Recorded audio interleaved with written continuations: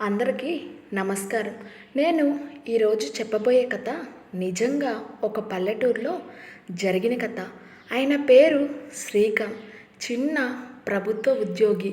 తండ్రి రామయ్య, తల్లి జానకమ్మకి ఏకైక సంతానం శ్రీకాంత్కి 27 ఏళ్ళు పూర్తి అవడంతో వాళ్ళ తల్లిదండ్రులు పెళ్లి చేయాలని అనుకున్నారు.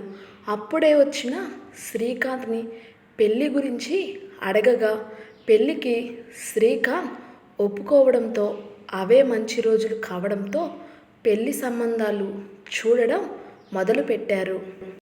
కొన్ని రోజుల తర్వాత వాళ్ళ ఊరికి 20 కిలోమీటర్ల దూరంలో ఒక గ్రామం నుంచి ఒక సంబంధాన్ని తీసుకొని వచ్చాడు పెళ్ళిళ్ళ పేరయ్య. ఇదిగోండి రామయ్య గారు పోస్ట్మెన్గా పనిచేస్తున్న రాఘవయ్యకి ఒక్క కూతురు కమల ఎంతో గుణవంతురాలు. ఇది మంచి సంబంధం, శ్రీకాంత్కి సరైన జోడి అని చెప్పాడు పెళ్ళిళ్ళ పేరయ్య. తర్వాత రోజు పెళ్లి చూపులకి శ్రీకాంత్ వాళ్ళ అమ్మా నాన్న కలిసి వెళ్ళగా కమలని చూసిన శ్రీకాంత్ కమల చామనఛాయిగా పొట్టిగా ఉండడంతో ఆ సంబంధం శ్రీకాంత్కి నచ్చలేదు. వాళ్ళ తల్లిదండ్రులకి నచ్చడంతో అతి కష్టంతో శ్రీకాంత్ పెళ్ళికి ఒప్పుకున్నాడు. అలా నెల రోజుల తర్వాత పెళ్లి రోజు రానే వచ్చింది. పెళ్ళికి చుట్టాలు అతిథులు అందరూ వచ్చారు. శ్రీకాంత్కి పెళ్ళి ఇష్టం లేకపోయినా మనసుని కుదుట పెట్టుకొని తాళి కట్టడానికి సిద్ధంగా ఉన్నాడు.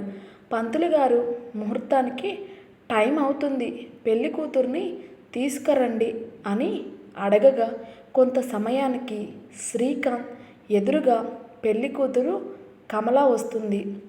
అంతవరకు ఎంతో బాధగా ఉన్న శ్రీకాంత్ ముఖం ఒక్కసారిగా మెరుపుతో కలకలలాడిపోతుంది.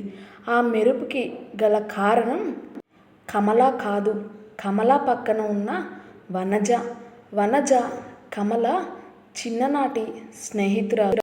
వనజ ముఖం తెల్లగా ఆకర్షణీయంగా ఉండటంతో శ్రీకాంత్ వనజను చూస్తూ కమల మెడలో తాళి కట్టాడు.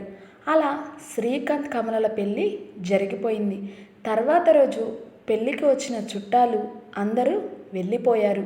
వనజ మాత్రం కమలకి తోడుగా ఉంది. శ్రీకాంత్ కమల వైపు కాకుండా వనజ వైపు అదో రకంగా చూడడం, వెనక్కి తిరగడం, వనజ ఎప్పుడు ఒంటరిగా కనిపిస్తుందా అని శ్రీకాంత్ కాచుకొని కూర్చున్నాడు. వనజ కమల సోఫాలో కూర్చుని మాట్లాడుకుంటున్నారు. కొంత సమయానికి కమల వాష్రూమ్కి వెళ్ళింది. వనజ సోఫాలో కూర్చొని ఉంది. అది చూసిన శ్రీకాంత్ వనజ దగ్గరకు మెల్లగా వెళ్ళాడు. ఏమిటండి ఒంటరిగా కూర్చున్నారు? బోర్ కొడుతుందా లేదా మా ఊరు నచ్చలేదా అంటూ మాట కలిపాడు. వనజ అదేం లేదండి. వనజతో మాటలు కలిపిన శ్రీకాంత్కి వనజ కాలి మెట్టెలను చూసి పెళ్ళయిందని అర్థమైంది. శ్రీకాంత్ మనసులో వనజకి ముందే పెళ్ళయిందా? అయినా సరే పట్టు వదలని విక్రమార్కుడిలా వనజ మీ భర్త ఏం చేస్తున్నారని శ్రీకాంత్ అడగగా దానికి వనజ ఎందుకులేండి, నా కథ అంతా చెప్పుకోతగిందేమి కాదు అనంగా అదేంటి అలా అంటున్నారు? మీరు మా కమలకి ఫ్రెండే, నాకు ఫ్రెండే. అలా అని కాదు, నాకు పెళ్ళై 1 ఏడాది అయింది. మొదట్లో మా ఆయన బాగానే చూసుకునేవాడు. అతను చేసే కంపెనీలో కొన్ని రోజుల తర్వాత మూసివేయడంతో మందు తాగడం మొదలుపెట్టాడు. తాగి వచ్చి ఇదంతా నిన్ను పెళ్లి చేసుకోవడం వల్లనే అనేవాడు. తాగడానికి డబ్బులు లేకపోతే నిన్ను పుట్టింటికి వెళ్ళి డబ్బులు తెమ్మనేవాడు. లేకపోతే నన్ను కొట్టేవాడు. ఏదో ఒకరోజు గొడవ నువ్వు తిన్నావా లేదా అని కూడా అడగడు. మందు ఎక్కువ తాగడం, ఎక్కడైనా పడిపోవడం, ఈ మధ్య ఇంటికి కూడా సరిగా రావడం లేదు. ఇంట్లో ఉండాలంటే కష్టంగా ఉంటుంది. ఇలా కమల పెళ్ళితో నాకు మనశ్శాంతి దొరికింది. అనటంతో శ్రీకాంత్ వనజ భుజంపై చెయ్యేసి ఓదార్చాడు. ఇంతలో కమల రావడం గమనించిన శ్రీకాంత్ అక్కడి నుంచి వెళ్ళిపోయాడు. అలా వనజ ఒంటరిగా ఉన్నప్పుడల్లా మాట కలిపి జోక్ చేసి ఇంప్రెస్ చేసేవాడు. మరోసారి వనజ నడుస్తున్న దారిలో నూనె వేశాడు. వనజ జారిపడేసరికే శ్రీకాంత్ వెళ్ళి పట్టుకున్నాడు. అప్పటి నుంచి వనజ కూడా కమల గురించి ఆలోచించకుండా శ్రీకాంత్ని లవ్ చేయడం మొదలుపెట్టింది. కమల ఉన్నా సరే శ్రీకాంత్ వనజ సైగలు చేసుకోవడం, మాట్లాడుకోవడం మొదలుపెట్టారు. 5 రోజులైనా సరే వనజ తన ఊరు వెళ్ళకు ఏదో ఒక కారణం చెప్పేది. ఈలోగా కమలకి శ్రీకాంత్ వనజల మీద అనుమానం వచ్చింది.